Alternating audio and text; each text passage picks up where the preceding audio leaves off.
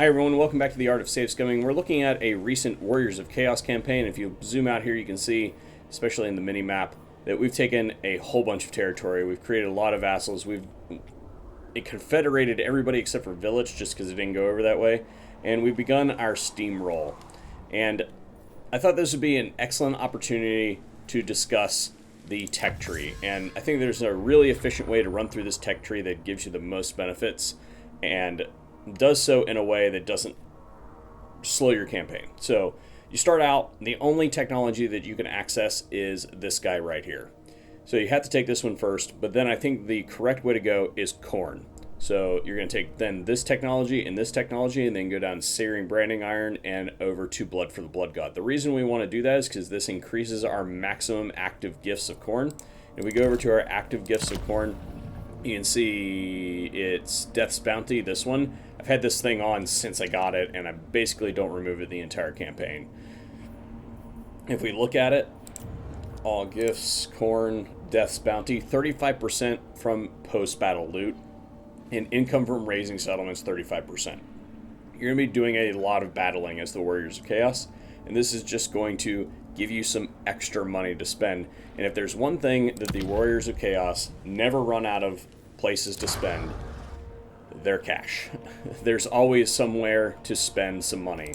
Even in these settlements, even if we go back to our original settlements over here that we took, there's probably still slots over in these ones. Yeah, there's still slots to fill because we just haven't had the money to do it. I expend all of my funds every single turn, and we still can't fill all these slots. So there's always places to spend more money. So having extra money is good. Oop, wrong one.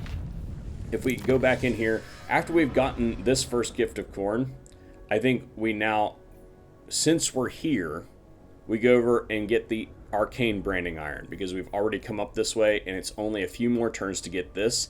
And this is going to give 800 barrier to your aspiring champions. This also allows you to give Mark of Tzeentch to undivided units, but the big one is the aspiring champions buff, because you can get these guys very early on just through warband recruitment very easily, and you can end up with a stack pretty quick if you wanted to.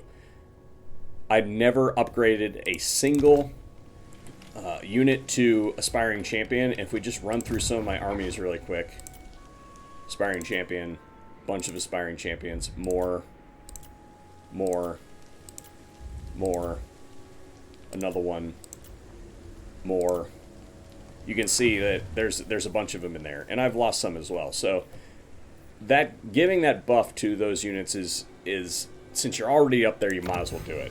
Now that we've got that, I think we actually come down this way, and since we're going to be heading next to Nurgle, I think we come down this way, Rite of Ascension, but once we get to Rite of Ascension, we go over and increase our campaign movement range.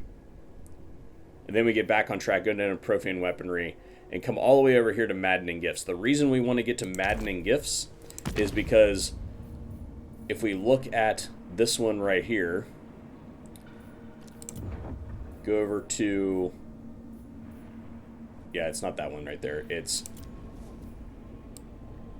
this one's pretty good, but you don't really ever need growth because you've got other ones on the, you've got structures on the map that give you growth just from winning battles. There's really no reason to do that. But this one, once you get this, it will stay active the entire campaign. Being able to replenish in foreign territory is huge. You just steamroll everything. So once you've got that, you now have the choice to pick out a couple more technologies you want or go on one of the other tracks here. I think that the next thing you should get, since you've already come down this way, is to get the Inscribed Armor, because this is going to give you your recruitment costs for warband units, and it's also going to buff all of your mid to high tier infantry units. So having that extra armor is a plus. From there, I think since you've come down this way, the best way to go next is to go over into this line and go for the Vows of Excess. And the reason you want to go over to the Vows of Excess is because if you go to your gifts of Slaanesh, you can buff your Infernal March with Endless March. Campaign movement range 35%. It does come with an upkeep cost, but that paired with the extra reinforcement reduction time is huge. Also, because you've got Khorne upgrades that we discussed already, this extra 15% upkeep, you don't notice at all. None. It doesn't impact your campaign at all. Look how many armies that I have active right now. We'll start with... Whatever the cost. Where's Be'lakor? We'll start with Be'lakor. Be'lakor. 1, 2, 3, 4, 5, 6, 7, 8, 9, 10, 11, 12, 13, that's a Bard army, 15 armies active, and I'm still making 18k a turn with a 15% upkeep or a 15% upkeep cost increase. So you don't really notice it. So after you've gotten this, now I think it's time that you go up here and start doing cinch stuff to be able to get the extra units, because I think that some of the best units in the game come from cinch, their flamers, for instance, or finishing Khorne. So I would say that it's a toss-up between which one you want. Do you want more stuff that bases itself in the Tzeentch roster, or do you want to go things like Bloodthirsters? And that's really how it kind of shakes out. I think that you can see here I went Khorne because I wanted the Bloodthirsters that I still haven't recruited. But the rest of this stuff, I don't even know that this stuff is even really worth it, because at this point in time, like, I don't use War Shrines, Hell Cannons, you know, I just don't use them very often. I have them in a couple armies. I don't think no. What is this? Unit experience gain, but by the time you get to this, you don't need it anymore. I have not used any Chaos Chariots. I think they totally suck in this game. I don't understand why you can have chariots like the ones for Slaanesh be awesome, and then you get a heavier chariot and suddenly it sucks. I just don't get it. Terror for spawn, by the time you get even 1 or 2 of these branches finished, you're not even going to be recruiting spawn unless you absolutely have to.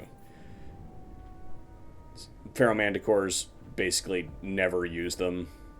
Giants, terrible. Dragon Ogres. Okay, so you would go down this line to get Dragon Ogres. But that's kind of my thoughts on the tech tree and which way to go with the Warriors of Chaos, especially with Arcane. You can burn through this thing really quick.